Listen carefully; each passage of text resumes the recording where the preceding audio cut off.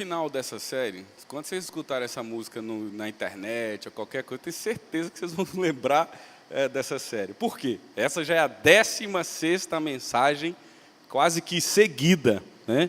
A 16ª mensagem quase que seguida do livro de Gálatas. E mais uma vez, eu quero... Opa, lá vem as tosse. Louvar a Deus por ter você aqui. Seja muito bem-vindo a esta série de exposição. Você viu que eu tirei uma nova série, né? Depois da 16ª já não é mais nova. Então, seja bem-vindo. Esta é uma série baseada no livro de Gálatas e tem como temática Somos Livres. Bom, nós estamos expondo agora o capítulo 5 e a temática que nós vamos abordar hoje, mais uma vez, é a mesma temática da semana retrasada e aí você vai entender ao longo da exposição o porquê que a temática é a mesma. Mais uma vez, o texto relembra-nos que nós somos livres para a liberdade. Então, nós abordamos várias coisas dentro dessas 16 mensagens. Somos livres da culpa, somos livres para relacionamentos sadios, somos livres para nos relacionar e crescer, somos livres para a liberdade, e essa é a segunda parte, somos livres do esforço próprio. Então, há uma série de exposições que nós fizemos. Tá? E agora chegamos mais uma vez ao capítulo 5, e eu quero convidar você já a abrir em Gálatas 5, verso 13 a 15. Gálatas 5, verso 13 ao verso 15. Então, abra sua Bíblia aí, ou ligue sua Bíblia, né? No celular ou no tablet, onde você estiver. Ou você pode acompanhar aqui também na projeção, tá? Caso você queira. Gálatas 5, verso 13 ao verso 15. Vamos fazer o seguinte, eu sei que vocês estiveram de pé quase meia hora, mas vamos ficar de pé de novo. Esse texto é importante para a nossa vida, e você está ficando de pé só para descansar suas pernas, porque você vai ficar um bom tempo sentado aí. Então, Gálatas 5, verso 13 ao verso 15. Reverentes à palavra do Senhor, eu quero que em silêncio os irmãos me acompanhem com muita atenção à leitura desse texto. Irmãos, vocês foram chamados para a liberdade, mas não usem a liberdade para dar ocasião à vontade da carne. Ao contrário, sirvam uns aos outros mediante o amor. Toda a lei se resume num só mandamento: ame o seu próximo como a si mesmo.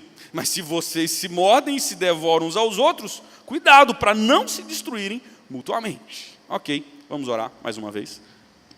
Mais uma vez, Deus, nós colocamos a nossa vida diante de Ti. Pedimos que o Senhor nos instrua, fale aos nossos corações e traga a Tua palavra a nós.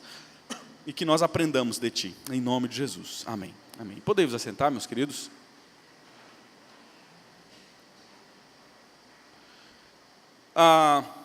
Deixa eu fazer uma pergunta para você que é muito importante. Como você se define? Como você se vê como pessoa? Como você se vê como cristão? Não é incomum encontrarmos pessoas que acham que eles estão, apesar de alguns defeitos, estão bem com Deus. E se definem dessa forma. Se define um bom crente, se define uma pessoa comprometida, se define uma pessoa coerente. De fato, não é ruim nos definirmos como pessoas que fazem o correto. Entretanto, quando nós olhamos para a nossa vida e nos definimos à luz das ações, dos méritos, à luz de um bom cristianismo vivido dentro dos seus próprios méritos, ou seja, eu sou uma pessoa boa porque eu uma pessoa que nunca perde um culto, eu sou uma pessoa boa porque eu leio a Bíblia todos os dias, eu sou uma pessoa boa porque eu dou dízimo, e aí a gente vai se definindo como um bom crente, nessa perspectiva. Como é que você se define? Para você que talvez não abrace nenhuma religião especificamente, como é que você se define? Você se consideraria uma pessoa boa? Uma pessoa joia? E se Deus fosse defini-lo, como você acha que Deus o definiria? Como uma pessoa pura, justa, perfeita? Como é que você se define à luz do Evangelho? Isso aqui é um ponto importantíssimo. Todo olhar a partir do Evangelho para a igreja é absolutamente diferente da forma como, via de regra, nós nos definimos. Isso porque, como eu já falei aqui muitas vezes, eu repito isso porque é o que Paulo está falando, então isso é repetidamente colocado aqui. Nós precisamos aprender a lidar com o conceito da justiça própria. Por exemplo, nós achamos que no final das contas, somos nós mesmos que pagamos o preço para entrarmos no céu, certo? Por quê? Porque na cabeça da grande maioria, eu estava ali na sala de preparação de novos discípulos, e aí eu achei interessante um testemunho de um deles, quando disse assim, olha, eu achava que antes de entender o conceito do evangelho, que eu tinha uns problemas e tal, mas na hora mesmo, lá Deus ia ter uma misericórdia, né? Se eu falasse com ele lá que eu morresse, chegasse lá diante dele, Deus ia olhar para mim, via que não era tão ruim assim, ia ver que eu tinha feito algumas coisinhas boas, então eu podia, de certa forma, entrar lá. Por quê? Porque, via de regra, o que nós pensamos é que a balança de Deus funciona mais ou menos assim, como você já sabe, mas para aqueles que estão aqui pela primeira vez, talvez não tenham essa mesma perspectiva.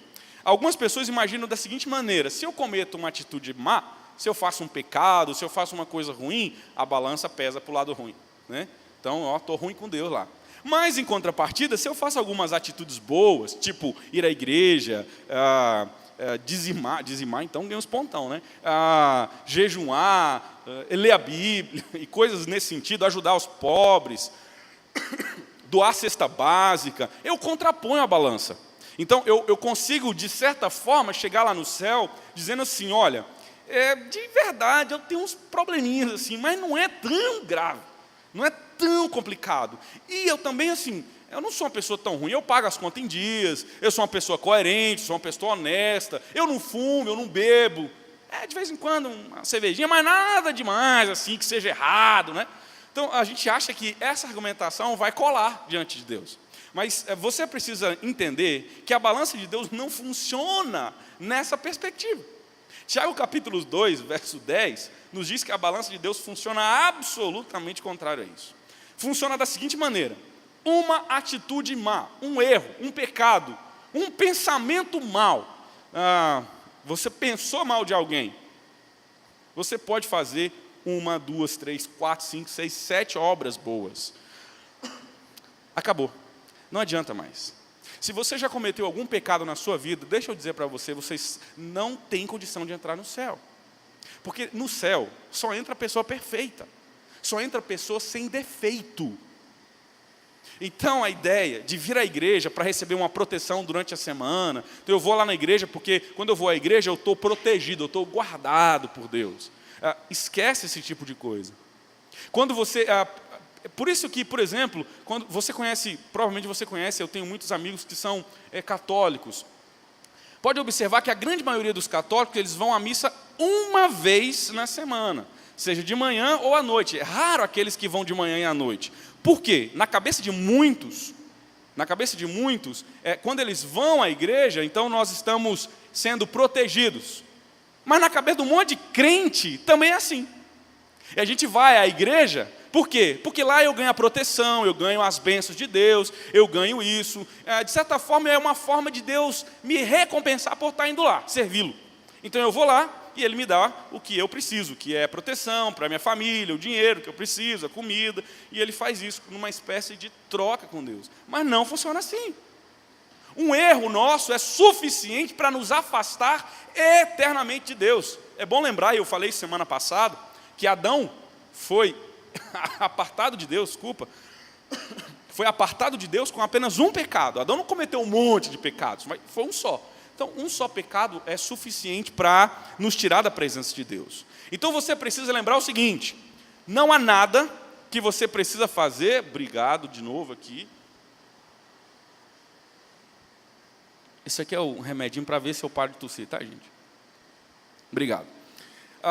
Não há nada que você possa fazer que você possa chegar diante de Deus e falar assim, olha, eu posso entrar aí, porque afinal de contas, eu guardei as coisas, eu ia à igreja, eu não cortava o cabelo, eu não usava um batom, eu não pintava uma unha, eu não usava calça, ou eu sabia todos os hinos de cor, eu sabia quais eram os símbolos de fé da igreja presbiteriana, eu conhecia tudo, não perdia um culto, eu era a pessoa que abria a igreja e chegava mais cedo do que todo mundo, então eu consigo entrar no céu.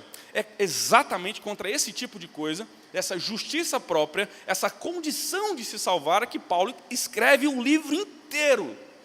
O livro inteiro de Gálatas é escrito para quebrar esse conceito e para nos relembrar como funciona a balança de Deus e, portanto, nos jogar de volta ao conceito do Evangelho. Por que é que Paulo escreve essa carta? Paulo escreve essa carta a um conjunto de cidades chamado Galácia. Então, para você entender, Paulo funda essas igrejas na sua primeira viagem missionária.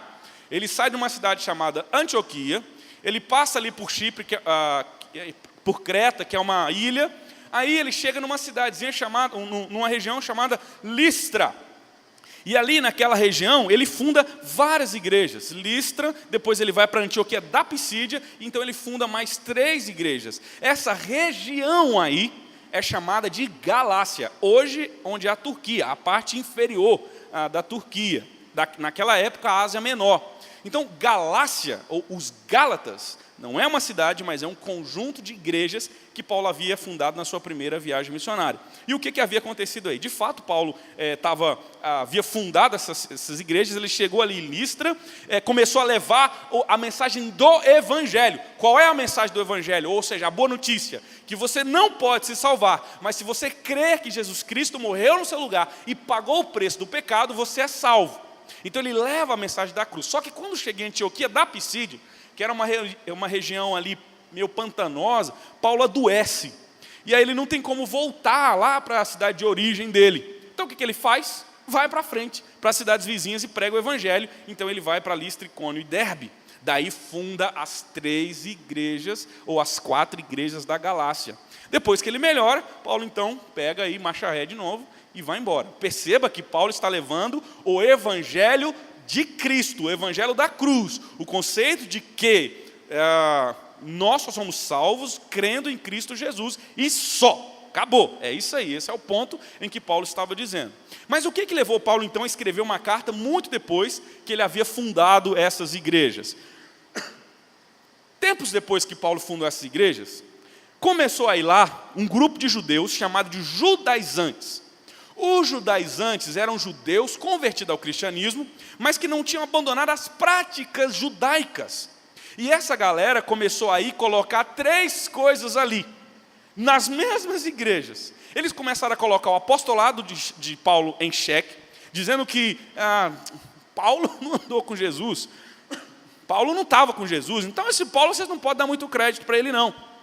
E aí eles estavam mudando a mensagem do Evangelho e dizendo que para que eles pudessem, para que nós pudéssemos ser salvos, eles precisavam, só era possível ser salvo cumprindo a lei do Antigo Testamento, ou seja, se tornando basicamente um judeu. Então eles pregavam algumas coisas, como circuncisão e coisas nesse sentido aí.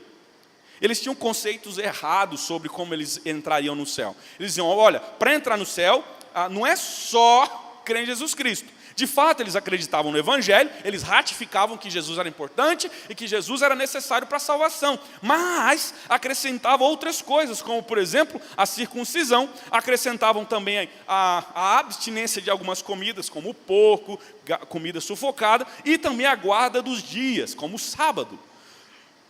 E todas as festas judaicas. Basicamente, o que eles estavam dizendo era, para que vocês de fato se salvem, de verdade, vocês precisam, além de crer em Jesus Cristo, fazer outras coisas. É por isso que Paulo escreve a carta. Quando Paulo escreve essa carta, o propósito dele é exatamente combater tudo isso. E ele tem 3 propósitos em mente. Ele escreve essa carta para alertar, para defender o seu chamado, para alertar contra esses falsos mestres e para relembrar os conceitos da graça e como aqueles irmãos deveriam viver a vida prática à luz do Evangelho e não à luz da lei, ou melhor, do legalismo. Não é que Paulo rejeita a lei, pelo contrário, nós vamos ver hoje que ele ratifica a lei, mas Paulo está dizendo que não é possível se salvar pela lei. Então o que ele faz? Ele divide o livro basicamente em 3 partes. Capítulo 1 e capítulo 2, ele faz uma defesa pessoal. Por isso, capítulo 1 começa Paulo dizendo, olha, eu não sou apóstolo chamado por qualquer pessoa, por homem, eu sou apóstolo chamado da parte de Deus. Então, capítulo 1 e 2, ele defende o tempo todo, mostrando como os próprios apóstolos ratificaram o seu chamado. A partir do capítulo 3 e 4, Paulo faz uma defesa doutrinária, ele apresenta o Evangelho, ele relembra o Evangelho.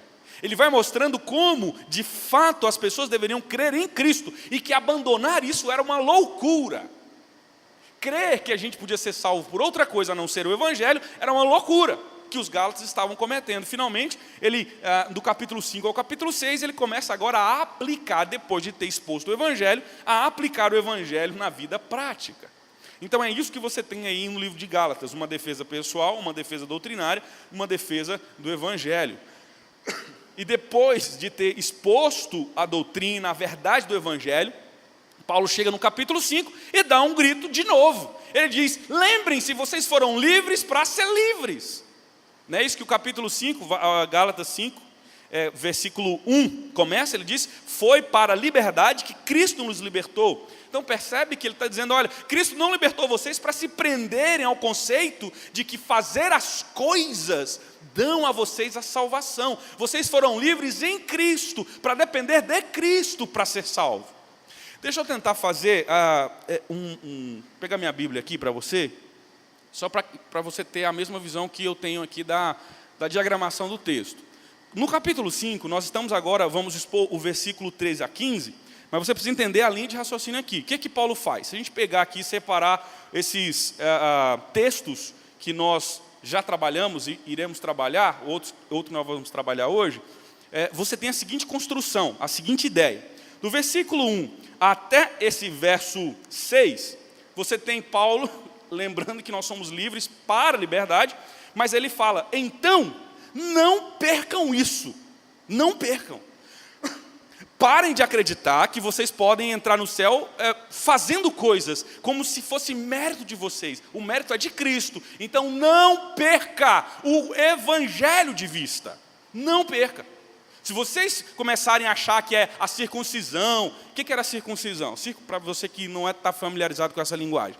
Circuncisão era um ato do Antigo Testamento que Deus havia determinado para que todo o povo dele, judeu, fosse marcado aos 8 dias de nascido com uma espécie de operação de fimose.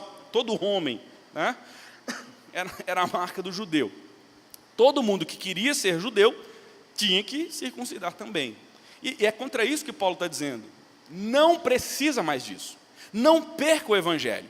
Aí ele dá um aposto aqui, uma pausa do verso 7 até o versículo 11. Então ele separa agora, dizendo assim, vocês ficaram loucos. Ele faz um alerta do perigo de abandonar o Evangelho. Aí depois ele volta de novo, que é o texto que nós vamos abordar, dizendo que ele repete, olha o versículo 13, ele começa de novo dizendo, irmãos, vocês foram chamados para a liberdade.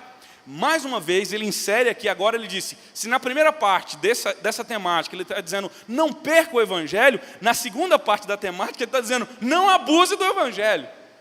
Então a primeira é não perca, a segunda não abuse. Não ache que uma vez que vocês foram salvos, vocês estão livres para fazer o que quiser, para viver segundo a mente de vocês. Não, ou seja, do verso 1 até o verso 6 e do verso 13 até o versículo 15, é um tema só. É uma ideia só. Ele só separa esses versos 7 a 11 aí, para dar um alerta e volta de novo para a perspectiva. Certo? Então é essa mesma temática. Então o que Paulo faz do verso 1 ao verso 6? Ele diz, não perca.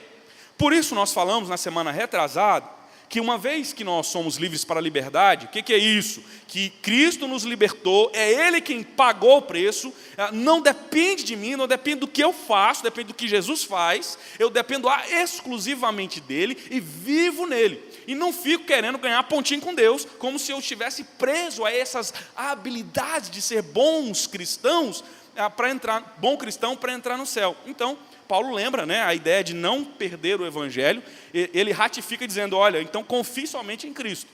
É isso que Paulo nos ensina, que nós devemos confiar absolutamente e somente em Cristo. Então ele usa aqui argumentos negativos e positivos. Por que devemos confiar somente em Cristo? Argumento negativo. Aí eu estou falando do verso 1 a 6, trazendo de volta os conceitos. Primeiro, porque você anula a Cristo, se você começa a confiar em você. É importante que eu relembre novamente o que Paulo está querendo dizer aqui. Quando Paulo fala sobre anular a Cristo, Paulo está trazendo uma história inteira na cabeça dos Gálatas. Qual é a história? A história é o seguinte, no princípio, Deus criou Adão e Eva. Adão e Eva eram, portanto, os representantes de toda a raça humana. Se Adão e Eva vivessem perfeitamente, todo mundo seria perfeito, porque Adão representava a raça humana. Todo mundo, então, teria vida eterna, viveria eternamente, porque Adão representava a raça humana. Contudo, Deus disse que se Adão caísse, toda a raça humana e a criação também padeceria. E o problema? Adão caiu. E com a queda de Adão, com a mancha de Adão, toda a raça humana agora está também nascida debaixo do pecado. Não tem uma pessoa que nasça, não existe um ser humano que nasça sem o pecado de Adão.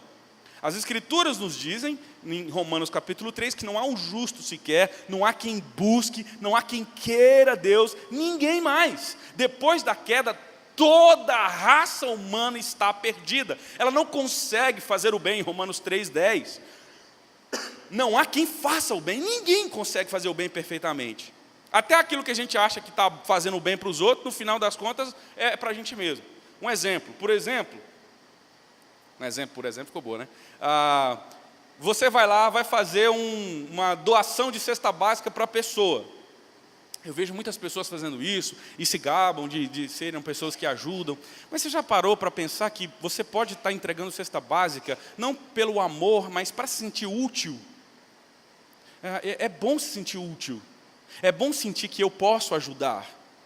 No final das contas, uma intenção que parece boa não passa de um propósito, de um sentimento de satisfação de você mesmo.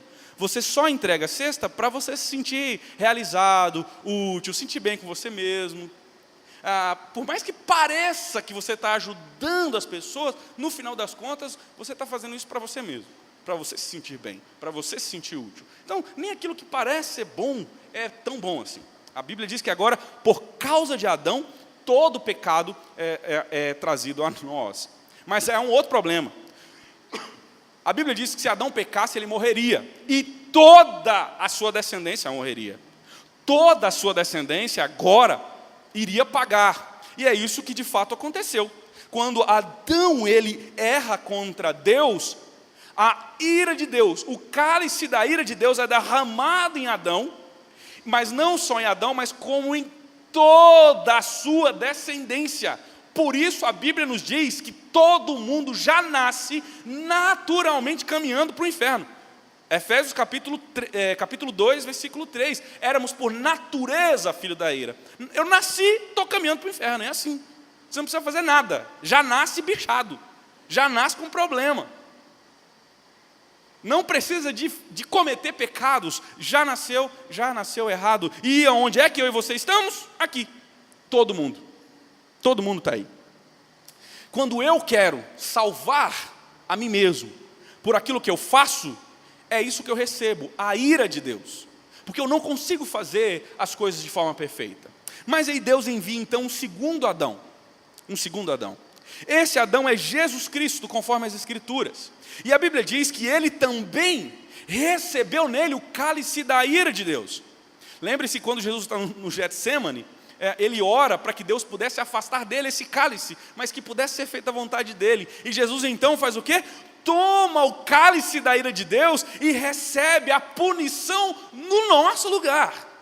Ele esvazia o cálice da ira, ele toma aquilo que era para mim. Aquilo que naturalmente era meu, ele assume. Portanto, quem crê em Jesus Cristo torna-se uma nova criação. É uma outra pessoa. Deixa de ser descendência de Adão e passa agora a ser descendência de Cristo. E todos os que creem em Cristo agora são livres da culpa, do pecado, são livres da ira de Deus, são livres do inferno. Esse é o conceito que Paulo está dizendo. Agora, quando eu começo a querer achar que porque eu fiz alguma coisa, dei o dízimo, eu fiz qualquer outra coisa, eu posso entrar no céu, eu estou anulando o que Jesus fez para mim e recebendo a ira a ira de Deus. por isso Paulo diz, olha o perigo, se vocês começarem a confiar em vocês, vocês estão anulando o que Jesus fez por vocês. E aí, se vocês anulam, se não é Jesus quem recebe a ira, quem recebe é você. Se você não crê em Jesus Cristo como seu único e suficiente Salvador, quem recebe a ira de Deus é você. E a ira é eterna. É eterna. Outro perigo que Paulo fala é que uma vez que nós confiamos somente em Cristo, ou deixamos de confiar em Cristo Jesus, se eu começar a cumprir uma parte da lei, então eu sou obrigado a cumprir a lei inteira. Eu não vou dar conta disso nunca. Nunca. Nunca. Outra coisa que Paulo diz, se vocês fizerem isso, vocês estão se desligando de Cristo. Depois ele diz um argumento positivo de crer somente em Cristo Jesus. Ele diz, quem crê em Cristo Jesus, confia no Espírito de Deus. E é pela fé que é salvo, é fé em Cristo Jesus, não é fé no que se faz. E outro argumento que ele usa, terminando o verso 6, é que não somos salvos porque depende de nós, mas depende absolutamente de Cristo. Então, verso 6, olha aí como é que ele termina.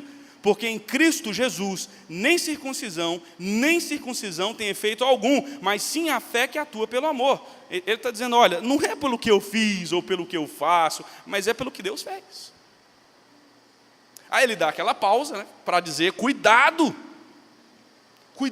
que vocês não podem abandonar. Aí ele volta, versículo 13, mais uma vez, relembrando-nos que nós somos livres para a liberdade, ou seja, somos livres para crer em Cristo e viver em Cristo.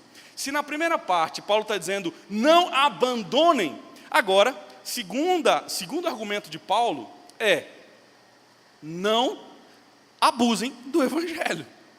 Então, em segundo lugar, olha que coisa interessante agora. Uma vez que eu creio que Jesus levou todos os meus pecados, que eu não tenho condição de cumprir a lei perfeitamente, mas eu dependo absolutamente de Cristo, em segundo lugar, o que eu faço? Cumpro a lei. Obedeço a lei. Obedeço a lei em Cristo. Perceba isso aqui. Obedeço a lei em Cristo Jesus. Como é que Paulo vai argumentando que eu obedeço a lei em Cristo Jesus? Olha a argumentação aqui. Primeira coisa que ele diz, uma vez que eu entendo que Jesus lavou-me e eu dependo dele, então o que eu faço?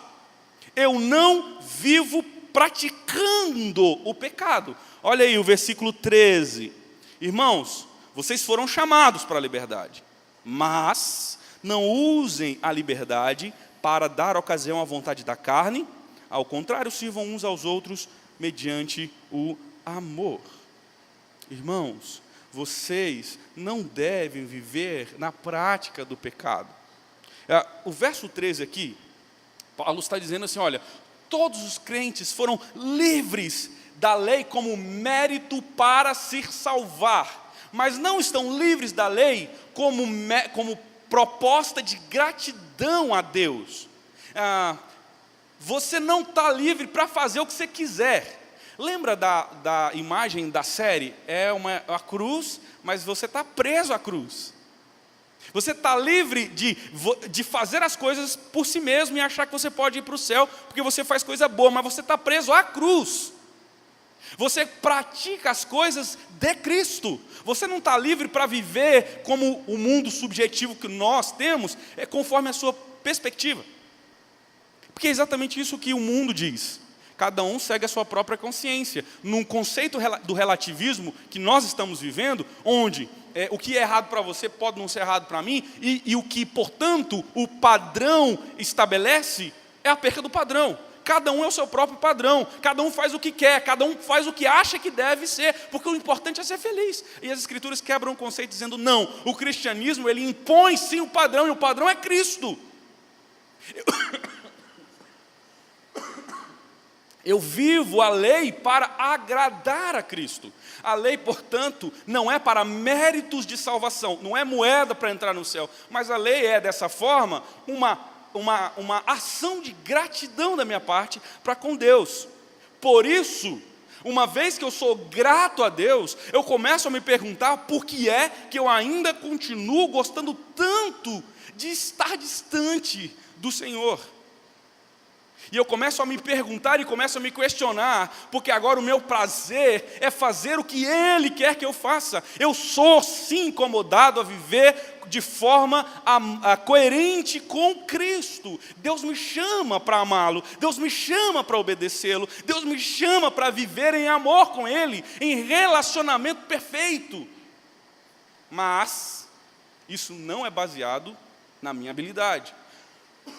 Isso é baseado na habilidade do Espírito Santo que habita em nosso coração. Perceba, volta um pouquinho, versículo 5, para a gente costurando a ideia aqui. Versículo 5 fala: pois é mediante o Espírito que nós aguardamos pela fé a justiça, que é a nossa esperança. Depois, lá no versículo 16, Paulo diz: olha, nós vivemos pelo Espírito.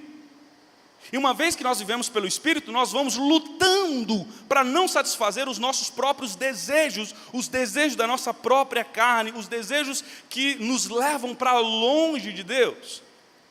Perceba então que a gente não está livre para fazer o que quiser. Nós estamos livres para amar ao Senhor. A liberdade em Cristo nos leva para cumprir o seu amor, cumprir a sua lei, só que não para méritos. Então ele resume a lei inteira, como Levíticos resume, em um só mandamento. Como é que a gente então pode cumprir a lei em Cristo Jesus? Ele disse: nós precisamos então amar uns aos outros. Aqui é um resumão da lei. Resumão. Versículo 13 até o versículo 14, Paulo está trazendo essa argumentação aqui. Olha aí o versículo 13. Como é que Paulo argumenta? Versículo 13, final do versículo 13, Paulo diz assim: sirvam uns aos outros mediante o amor. Aí o verso 14 ele fala: toda a lei se resume num só mandamento: ame seu próximo como a si mesmo. Mas se vocês se mordem e se devoram uns aos outros, cuidado para não se destruírem mutuamente. Vamos tentar seguir aqui o raciocínio que Paulo está desenvolvendo. Paulo está dizendo assim: irmãos, lembrem, onde abundou o pecado, Romanos fala isso, Romanos capítulo 5, onde abundou o pecado, superabundou a graça de Deus é muito maior, muito maior. Aí no capítulo 6 de Romanos, versículo 1, ele fala: que diremos, pois, então, continuaremos no pecado para que a graça seja mais abundante? Ele diz: de modo nenhum. Como é que a gente pode viver pecando se nós morremos para o pecado? E ele fala: se de fato o Espírito habita o seu coração, o pecado vai ser uma luta. Não vai ser uma constância, algo que você faz e continua a fazer, como se isso não tivesse nada a ver. Porque já que Deus nos deu a graça, vamos pecar, porque quanto mais pecado, mais graça. E ele diz: não é assim. Pelo contrário, você deve amar, deve cumprir o que Deus quer de você. Mas Paulo argumenta que nós fazemos isso amando os nossos irmãos. Qual é o conceito aqui? O que Paulo está querendo dizer aqui? Que pelo amor ao próximo, eu demonstro que amo a Deus acima de todas as coisas. É isso que Paulo está falando. E não é isso que as Escrituras como um todo diz? João, quando escreve sua carta, ele fala: aquele que diz que ama a Deus, mas odeia seu irmão, ele é mentiroso. Como é que ele pode amar a Deus a quem não vê e odiar seu irmão a quem ele vê? Percebe que amar o irmão aqui tem muito a ver e define bem a forma como eu amo o próprio Deus. Paulo resume todas essas perspectivas e dizendo para nós: irmãos, vocês precisam aprender que no Evangelho não tem mais jogo de valores. No Evangelho não tem aquele conceito de achar que você é melhor que o outro, que você é mais importante do que o outro. A lei, portanto, ela traz isso para a gente. Quando a gente não entende o Evangelho, nós achamos que nós somos, alguns acham que são mais crentes do que os outros. Ou vocês não conhecem aquela galera que acha que é um pouco mais espiritual do que os outros, porque eles oram mais, vão mais à igreja, ou quem sabe são profetas. Ou vocês nunca lidaram com pessoas que os outros iam atrás delas porque elas eram mais espirituais, e tudo que aquelas pessoas falam é como se fosse palavra de Deus. Paulo está quebrando esse conceito. Paulo está dizendo: meu irmão, olha para cá, não tem ninguém. Não tem ninguém bom nessa parada aí. Está todo mundo complicado. E todos nós dependemos de Cristo. Está todo mundo nivelado. Está todo mundo perdido. Se eu vou lá para você e argumento uma coisa para você, dizendo para você que você precisa mudar alguma coisa, transformar alguma coisa, você entende muito bem, porque você sabe que tem que mudar. Da mesma forma, quando você chega para mim e me orienta e me exorta, eu entendo muito bem, porque na verdade não é jogo de valores. Mas não, meus queridos, nós abandonamos o conceito do Evangelho e queremos viver a lei baseado em nós mesmos. Tanto é, e aqui é um ponto que você precisa prestar atenção, tanto é que nós somos cheios de marrazinhas, de manhinhas, de coisas de criança na fé. Se alguém fala alguma coisa, eu já estou me defendendo logo. Eu não aceito que as pessoas me corrijam, eu não aceito que as pessoas pensem mal de mim, e aí a gente vai tomando algumas atitudes. Por exemplo, a mentira. A gente começa a mentir. Por que a gente mente? É porque a gente tem medo de assumir um problema, porque pode mudar a forma como as pessoas me enxergam. Mas Paulo está exatamente quebrando esse conceito aqui, dizendo, meus irmãos, tomem cuidado com isso. Tomem cuidado. Vocês precisam entender que olhar para o Evangelho me faz amar o outro, e ao invés de achar que eu sou melhor do que o outro, e ficar discutindo e brigando com ele, e gritando com ele, e roubando dele, eu cuido dele. Efésios capítulo 4 diz isso para nós. Uma vez que eu creio no Evangelho, eu abandono esse tipo de coisa. E aí Paulo então encerra no versículo 15, ele fala assim, olha, mas se vocês se mordem, se devoram uns aos outros, cuidado para não se destruírem mutuamente. Tirando aqui a ironia do Paulo aqui, com certeza aqueles irmãos estavam em pé de guerra. Com certeza. Porque mesmo que Paulo estivesse escrevendo de forma irônica, aqui revela que o povo estava começando a brigar entre si. Você não vive como deve, você não faz isso, você não faz aquilo, e você... Eu tenho falado aqui com o departamento de música algumas coisas importantes. E eu vou repetir para eles e para todos. Se vocês não entenderem, se nós não entendermos o Evangelho, vai ficar difícil de relacionar e tratar o nosso coração. Porque toda vez que a gente conversa, por exemplo, então você está aqui... Às vezes vocês veem assim, o pessoal cantando, bonitinho, não sabe o quebra-pau que dá de vez em quando aí. Então, assim, o que acontece? Se a gente chega um para o outro e fala assim, meu irmão, comprometimento, pronto, já emburra, vira casar, porque está me ofendendo. Para com isso, pelo amor de Deus. Não estamos jogando valores. Amar um ao outro é exortá-lo para que você se pareça com Cristo. Lembre-se que nós fizemos, e Paulo fala isso, uma vez que eu creio no Evangelho, qual é o meu objetivo para com você? É que você cresça, menino. É que eu cresça. Então toda vez que alguém chega para você e diz, meu querido, você precisa tomar uma posição, larga o ego, larga a idolatria de si mesmo, entenda que isso é o amor de Deus. Mas por causa das nossas manhas, a igreja vai bichando. Por quê? Porque ninguém quer falar nada. Não pode falar nada. Se falar que fulano está errado, se fala, pronto, todo mundo casquinha de ovo. Perceba que o Evangelho quebra esse tipo de coisa. O Evangelho amadurece. O Evangelho nos faz crescer. Não tem espaço para brigas, para facções. Engraçado que a palavra heresia em grego é exatamente isso, é divisão. É isso que a heresia traz, é isso que o conceito errado da lei traz, um achando que é melhor do que o outro. E deixa eu falar uma coisa para você, quando a Bíblia fala que você tem que exortar o irmão, você não pode exortar com ironia, porque a ironia é uma soberba. A ironia é uma piadinha em cima do erro do outro. Não é assim que nós amamos uns aos outros. Pelo contrário, nós nos colocamos à disposição dele como o próprio Cristo. E aí a gente coloca-se à disposição para que ele cresça.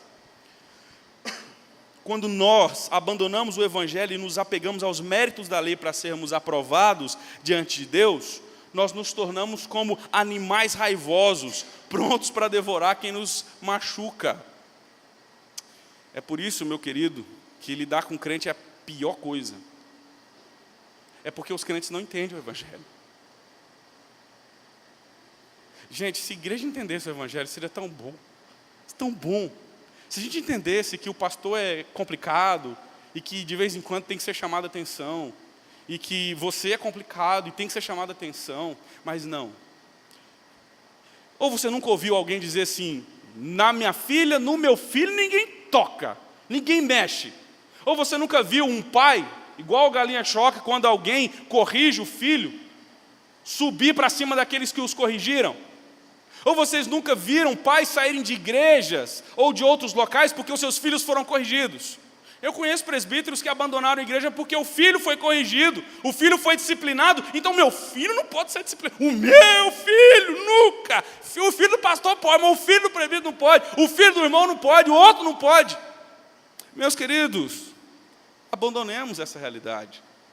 Nós estamos prontos para amar e obedecer a lei do Senhor, mas isso é em Cristo. Quando nós exortamos uns aos outros, nós amamos os outros.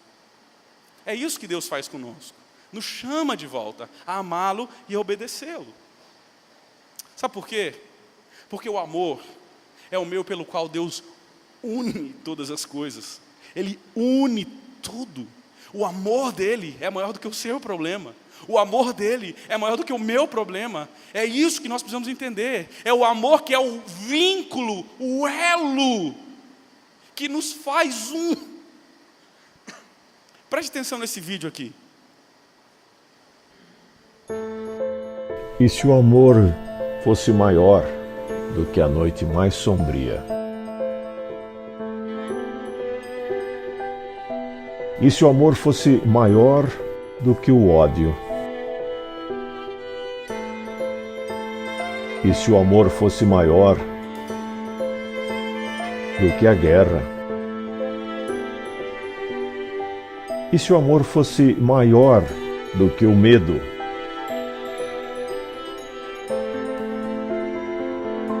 E se o amor fosse maior do que o fracasso? E se o amor fosse maior do que a separação? E se o amor fosse maior do que o desespero? E se o amor fosse maior do que a perda? E se o amor descesse na noite mais escura? E se o amor trouxesse esperança ao ferido?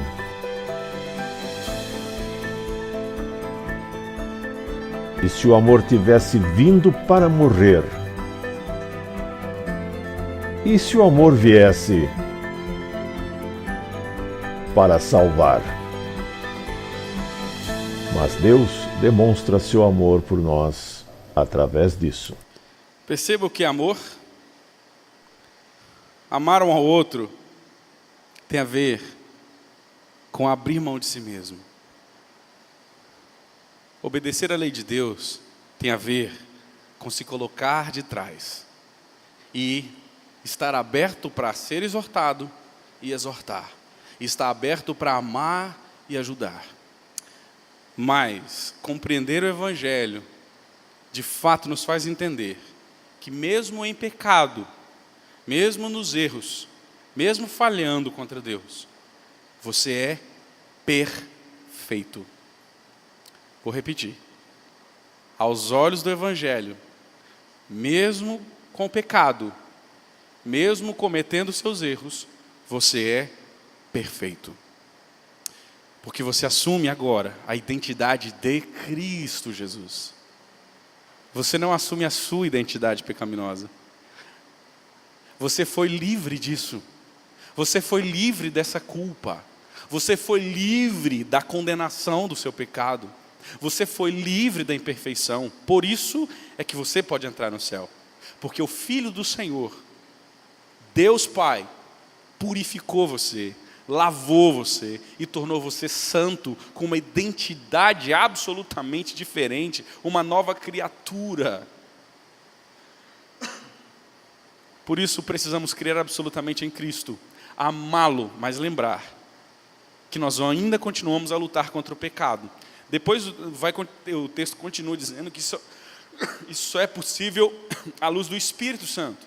Eu só consigo cumprir a lei em Cristo Jesus à luz do Espírito, quando o Espírito de fato me conduz. E você vai perceber que muitas vezes é só no Espírito mesmo, porque você não tem absolutamente nenhuma condição. Lembre-se, nós somos livres para a liberdade. Então a gente não deve abandonar essa verdade. E também não devemos abusar, como se agora, então eu posso fazer o que eu quiser. Não pode. Você é grato ao Senhor. E a forma de você demonstrar sua gratidão é obedecer os seus mandamentos. Eu quero encerrar mais uma vez com um vídeo falando sobre essa nova identidade em Cristo Jesus.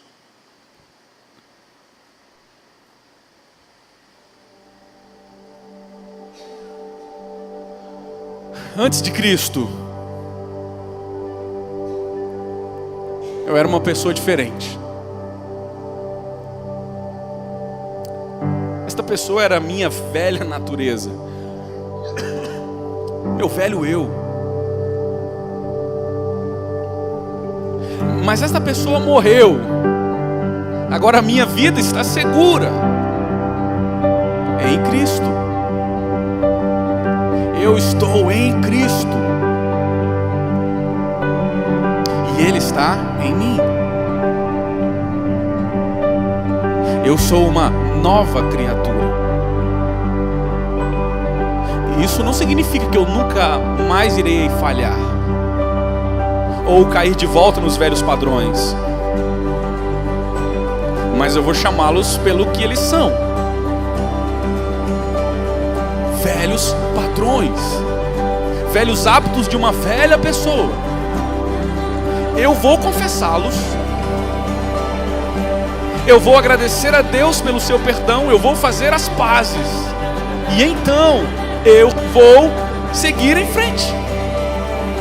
Não porque eu pego leve com o pecado, mas porque eu levo muito a sério quem Deus diz que eu sou: santo, puro, sem mácula, sem defeito. Não por causa do que eu fiz, mas por causa do que Deus fez por mim. Ele tornou minha ficha limpa. Eu estou sem culpa perante Deus. Portanto, a vergonha não tem lugar na minha vida, porque eu sou uma nova criatura. E todos os momentos ruins da minha história, os momentos que eu desejava nunca ter vivido, foram redimidos e se tornaram momentos da minha vida em que a graça de Deus se fez mais perceptível. Obrigado, Deus.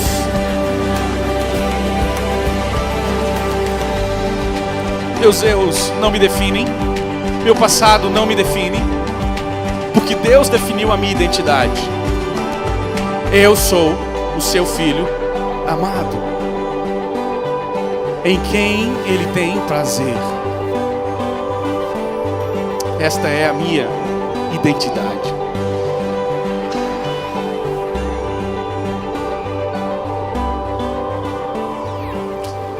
Esta é a sua identidade. Você é nova criação em Cristo. Você foi livre para ser livre. Você é novo em Cristo. E mesmo que você erre, você pode recomeçar em Cristo. É isso que as Escrituras nos dizem. Por isso eu quero terminar aplicando ao seu coração, dizendo o seguinte: nós devemos deixar a necessidade de sermos aprovados pelos outros e nos apropriarmos do valor do Evangelho. Eu queria muito que você começasse a pensar o seguinte: por que você se irrita tanto quando alguém te chama a atenção? Porque você está tão preocupado em que as pessoas achem que você é assim? Tarará. Porque isso te deixa tão para baixo. Tomemos cuidado para não vivermos no pecado apoiados na graça, Vou pecar porque eu sei que eu já sou perdoado, então vou continuar pecando. Não funciona assim. A graça tem que te impulsionar para longe do pecado, não para perto dele. A graça te torna agradecido. A graça de Deus te torna duplamente preso à necessidade de amar a Deus. Primeiro, porque Ele é o seu Criador. Segundo, porque Ele é o seu Redentor. Se você antes tinha que amá-lo e obedecê-lo porque Ele é seu Criador, agora você tem que fazer isso muito mais. Porque além de te criar uma vez, Ele te criou 2 vezes. Ele te fez de novo. Renovou sua vida, renovou sua história. Cuidemos para que a nossa definição sobre nós mesmos não seja extrema. Isso estraga os nossos relacionamentos. Alguns vão dizer o seguinte: sou pecador mesmo, e aí eu não vou mais lutar porque eu vou pecar de novo.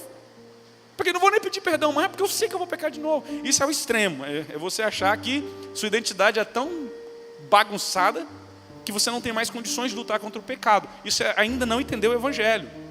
Quando o Evangelho entra na sua vida, você tem lutas, sim, mas você tem vitórias. Umas vezes você vai perder, sim. Quem sabe você estava longe do Senhor, sem alimento, mas se você estiver perto, alimentado com a palavra, alimentado com a verdade, alimentado com os meios de graça, com a oração, com a comunhão, eu tenho absolutamente certeza que lutar contra o pecado se tornará algo muito mais fácil para você.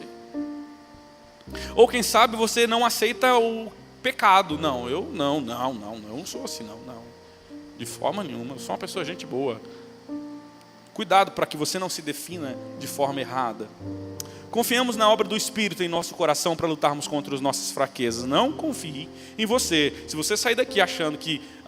ou, por exemplo, nós vamos começar a exposição dos versículos 16 em diante, quando Paulo vai dizer, olha, vocês precisam entender que o fruto do Espírito é isso. E aí você vai sair daqui achando que você pode fazer. Não, isso é fruto do Espírito.